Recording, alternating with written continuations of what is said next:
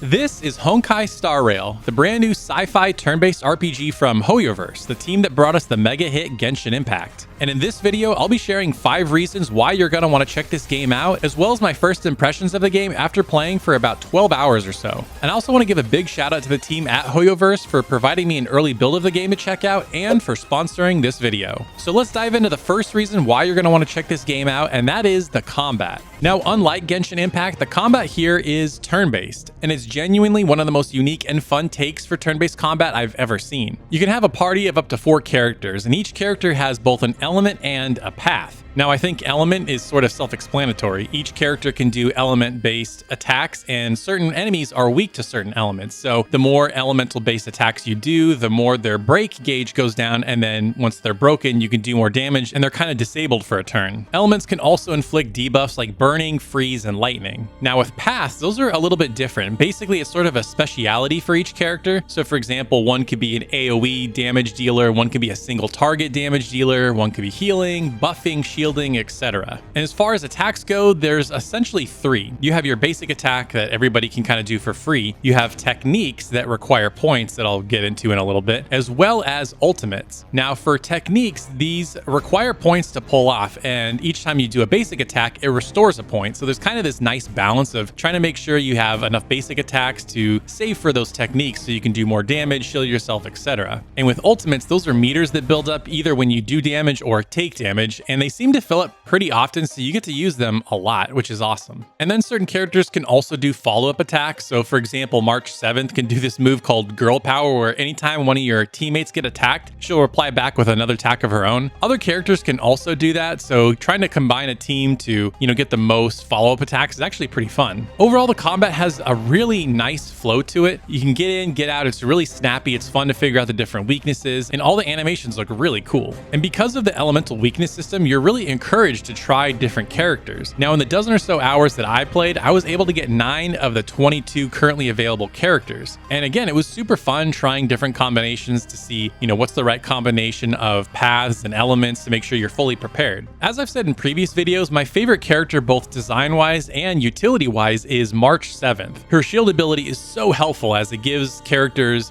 basically extra HP to shield themselves from some damage. She can also freeze enemies. Her ultimate does this big, huge AoE attack that looks really cool. Plus, like I said, she's just super adorable and I love her design. And speaking of designs, that's the number 2 reason you're going to want to play this game, the character designs. Now, I'm not sure how HoYoverse manages to cook up so many incredible character designs. They have like geniuses working on something special over there. I don't know what's going on. And like I just said, my favorite character design probably so far has to be March 7th. I just love her color scheme. That light blue and pink looks really neat, and I just have a weakness for females with bows. There's also this badass rock star character, Serval, who fights with a guitar. It's just so cool, and I love all her attacks. And let me just say, if you're looking for those top tier waifus, Honkai Star Rail has them in spades. And also the fact that this is a sci-fi space motif really lends itself to some cool designs and outfits that just weren't possible or wouldn't really make sense in Genshin Impact. Characters have a lot of cool coats and just different devices around them and stuff. It looks really neat. And it's not just how they look, but how they move. And that leads me into my third reason why you're going to want to play, and that is the visuals and the animation. Genshin Impact, in my opinion, is an undeniably gorgeous game, and Honkai Star Rail retains a very similar art style. But once again, here it has more of a sci-fi motif. So the beginning of the game really takes place on this space station, as well as the titular Star Rail called the Astral Express here, and you'll be going to different planets and exploring different places, so it just provides a totally different visual style that I thought looked really, really cool. And let's talk about those animations in combat. Normally, I skip animations in turn-based combat. They take too long. They're a little overindulgent in my opinion, but here I never skip through them. I always wanted to sit through them every single time, especially those ultimates, just because they looked so cool. The way the characters move, the way the camera moves, it's just so dynamic and brings out the personality of each character. So for example, March 7 winds up her bow and she can kind of get an angry look on her face with her ultimate, and then Herta spins around with her hammer and it just looks really funny compared to how small she is, like spinning around and slamming this big hammer. Or even the main protagonist called the Trailblazer here whips out her bat and it's like all electric and stuff. Oh, it just looks so cool. And that was probably the best part of trying out new characters characters was just seeing how they would animate and try out their different ultimates because they all look so cool. And the game overall is pretty cinematic and has a very dynamic camera, whether that be in combat with the way it swirls around characters when you're attacking, or even in cutscenes. There's a lot of really cool dynamic cinematic shots. And the fourth reason you're going to want to check this game out is sound design. Now, I feel like this is something that gets overlooked in a lot of games. If it's good, you don't think about it, but if it's bad, it's very noticeable. So in combat, I feel like the sound effects are just so crunchy and so satisfying. Every time you start a battle and perform a move, it just feels so cool because of the sound effects. I mean, just listen to a few of them here.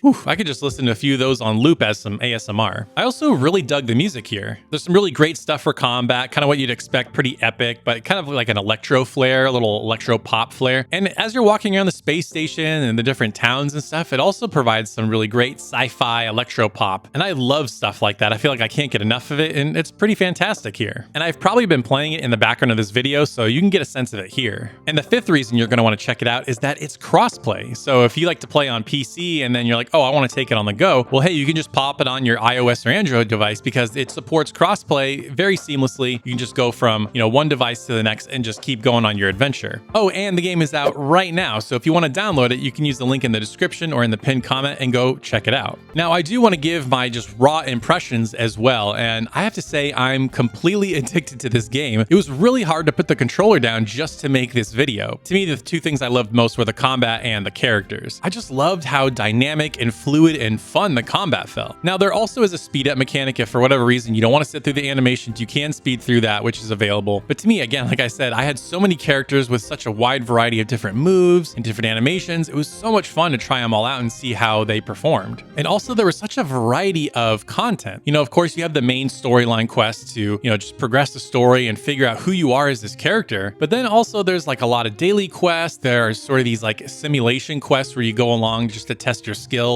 And weirdly enough, there's a lot of different like puzzles in the game. So the two that I saw were, one, there was this platform puzzle where you had to step on every different platform to get to the other side. And then there were like these electricity puzzles where you had to make sure the electricity flowed to both ends. They were simple yet satisfying, especially because you almost always got some sort of treasure at the end. And I also love that this is a sci-fi RPG. We don't get very many, especially in like the anime RPG, JRPG space. There are so few. So I love that we finally get a really cool new sci-fi RPG. You'll begin the game and aliens are storming a space station. You have to fight them off. There's also these things called Aeons, these sort of mysterious creatures that kind of run the universe. And so you're all about trying to figure them out. And then also your character, the Trailblazer, has some very mysterious origins. So it's neat to try to figure out where you come from and where you fit in this story. And so far, I was only able to explore one planet, although there are others. And this initial planet was an ice planet. So it was really cool to, just explore around, check out the different things, break some boxes, get some chests, fight some enemies, and then go to the main town and interact with all the different characters. And as I mentioned earlier, in the 12 hours or so that I played, I got almost half the available roster of characters, and I felt very satisfied with my team. And I had a blast trying them all out. I had one of pretty much every different element and path, so whatever kind of combination I wanted to try, I was able to do that, and that was all not having to pay anything. And to say the least, this is an absolutely massive game. I heard there's 500 developers working on this game, which is like insane, but I just had to stop playing because the account I was playing on wasn't going to carry over to the full game. So I was like, I don't want to play too much because I want my progress to carry over. So I'm going to wait till launch day with the rest of you guys to keep my adventure going. Now, to start playing for free, make sure you use the download link in the pinned comment or in the description, and be sure to use this code on the screen here to get 50 Stellar Jades for free. And thanks once again to Hoyoverse and Honkai Star Rail for providing me an early build for this video and sponsoring this video. Now, if you love RPGs like this, be sure to subscribe so you don't miss any upcoming videos. Thank you so much for watching, and we'll see you next time.